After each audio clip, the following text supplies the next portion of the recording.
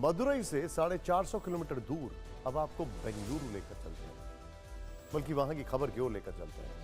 पहले इन दोनों तस्वीरों को आइडेंटिफाई करिए, हम आपको इनके बारे में डिटेलिंग देते हैं, ध्यान से देखिएगा।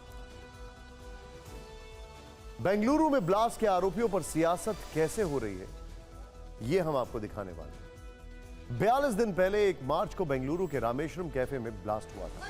तस्वीरें हम सब ने देखी थी। कोलकाता से इस केस में आज 2 मुख्य आरोपियों की गिरफ्तारी हुई। गिरफ्तारी के बाद बीजेपी और टीएमसी में इसे लेकर जुबानी जंग शुरू हो गई है। गिरफ्तारी पर राजनीति की बात आगे करेंगे, पहले आपको ब्लास्ट के आरोपियों के बारे में बताते हैं। गिरफ्तार आरोपियों में अब्दुल मतीन अहमद ताहा और मुसव्विर हुसैन शाजिब शामिल है।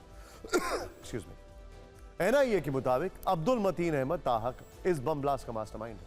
आरोप है कि अब्दुल मतीन अहमद ताहा ने धमाके की पूरी प्लानिंग की और ब्लास्ट के बाद भागने की योजना बनाई। दूसरे आरोपी मुसव्विर हुसैन शाजिब ने रामेश्वरम कैफे में आईडी रखा था।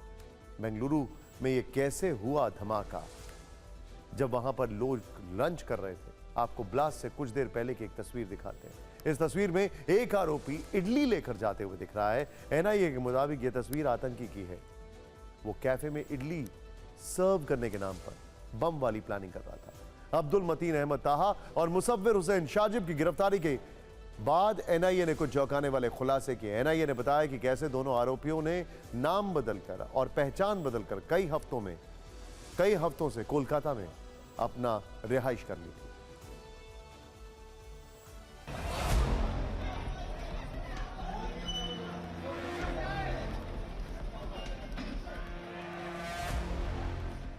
धमाके के 25 दिन बाद 26 मार्च को चिकमंगलुरु का मुजम्मिल शरीफ जांच एजेंसियों के हत्थे चढ़ा। मुजम्मिल शरीफ ने ब्लास्ट के लिए सामान की सप्लाई की थी। मुजम्मिल शरीफ ने पूछताछ में अब्दुल मतीन अहमद ताहा और मुसव्विर हुसैन शाजिब का नाम लिया, जिसके बाद एनआईए ने दोनों पर 10-10 लाख रुपए का इनाम घोषित किया था। धमाके के बाद आरोपी अब्दुल मतीन ताहा और मुसव्विर हुसैन शाजिब भागकर पश्चिम बंगाल आ गए थे। एनआईए और अन्य जांच एजेंसियां फरार आरोपियों की धरपकड़ के लिए लगातार केरल, कर्नाटका, तेलंगाना, तमिलनाडु और पश्चिम बंगाल में अलग अलग लोकेशंस पर रेड कर रही थी। एनआईए को पता चला कि दरअसल दोनों आरोपी जांच एजेंसियों को चकमा देने के लिए हिंदू नाम और पहचान के साथ घूम रहे हैं। एनआईए की ओर से दी गई जानकारी के मुताबिक अब्दुल मतीन ताहा की उम्र 30 साल है। वो बंगाल में विघ्नेश बनकर रह रहा था। हिंदू पहचान के लिए उसने विघ्नेश नाम का फर्जी आधार कार्ड बनवा रखा था। दूसरे आरोपी मुसव्विर हुसैन शाजिब, इसकी उम्र भी 30 साल बताई जा रही है। यह मोहम्मद जुनैद के नाम से बंगाल में रह रहा था। मुसव्विर हुसैन शाजिब ने पहचान छिपाने के लिए फर्जी डीएल भी बनवाया था। रामेश्वरम कैफे ब्लास्ट केस में मास्टरमाइंड अब्दुल मतीन ताहा और विस्फोटक को कैफे के अंदर प्लान करने वाले हुसैन शाजिब 42 दिन तक जांच एजेंसियों को चकमा देते रहे, लेकिन एक टोपी की वजह से दोनों जांच एजेंसियों के शिकंजे में आ गए।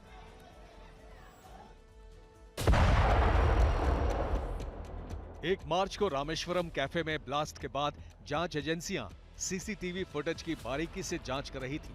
धमाके के करीब 20 दिन बाद जांच टीम को एक आरोपी के बस में चढ़ने की कुछ सीसीटीवी तस्वीरें मिली। आरोपी ने अपनी पहचान छुपाने के लिए चेहरे पर मास्क और बेसबॉल की कैप पहनी हुई थी। कैफे से तकरीबन 3 किलोमीटर दूर आरोपी एक धार्मिक स्थल के अंदर दाखिल होता है और अपनी कैप उतार देता है। आरोपी की यही कैप जांच एजेंसी के लिए एक बड़ा सुराग बन गई। धमाके का आरोपी जो टोपी छोड़कर गया था वो एक बड़े ब्रांड की लिमिटेड एडिशन कैप थी। जब गहराई से तफ्तीश हुई तो पता चला कि इस लिमिटेड एडिशन कैप के सिर्फ 400 पीस बेचे गए हैं। ये भी पता चला कि इस ब्रांड की कैप दक्षिण भारत में कुछ ही रिटेल स्टोर पर या ऑनलाइन बेची जा रही है। ये भी पता चला कि इस लिमिटेड एडिशन कैप पर एक सीरियल नंबर लिखा हुआ है। जांच एजेंसियों को बड़ा सुराग मिल चुका था। इसी के बाद जांच टीम उस दुकान में पहुंची जहां से कैप खरीदी गई थी। दुकान से उस दिन का सीसीटीवी फुटेज भी मिल गया जब आरोपी ने ये कैप खरीदी थी। इसी के बाद एनआईए को पता चला कि कैप पहने आरोपी का नाम मुसव्विर हुसैन शाजिब है।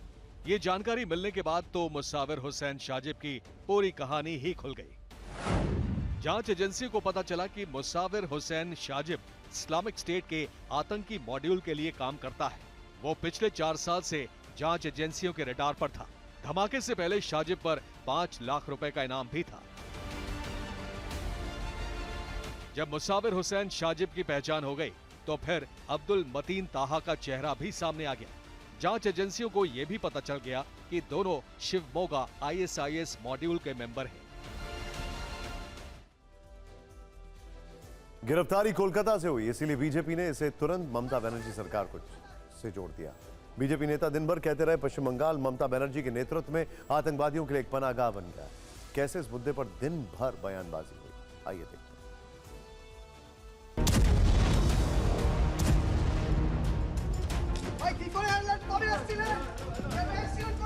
हमारे पास इंफॉर्मेशन आने के विद इन 2 आवर्स जो जॉइंट ऑपरेशन हुआ उसमें हम with central investigation agency state police हम लोगों को ये सक्सेस मिला और बेंगलुरु कैफे ब्लास्ट के 2 सस्पेक्ट को हम डिटेन कर पाए।